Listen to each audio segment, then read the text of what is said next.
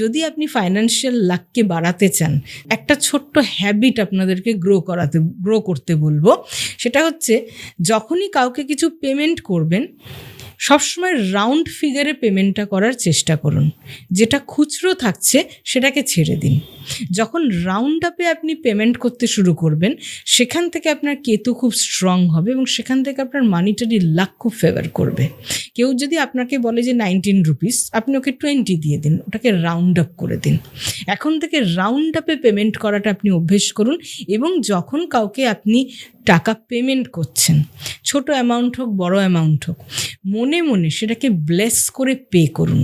কারণ যেটা আপনি ব্লেস করে পে করবেন সেটা বহুগুণ হয়ে আপনার কাছে ফিরে আসবে। আমরা অনেক সময় অনেক বিল অ্যামাউন্ট দেখে ওহ আবার এতটা খরচা, এইটা বলে ফেললাম, তার মানে আমি আমার মানির লাকটাকে কি করলাম, এখানেই ডাউন করে ফেললাম। তো যখনই টাকা পে করছেন, খুশি মনে উইথ দ্য ব্লেসিং আপনি যখন পেমেন্ট করবেন, যখন রাউন্ড আপে পেমেন্ট করবেন, দেখবেন আপনার মানি লাক ধীরে ধীরে কিন্তু বাড়তে থাকবে। এর মধ্যে কোনো নাম্বারস নেই, এখানে একটা ছোট্ট হ্যাবিট, এইটাকে গ্রো করান।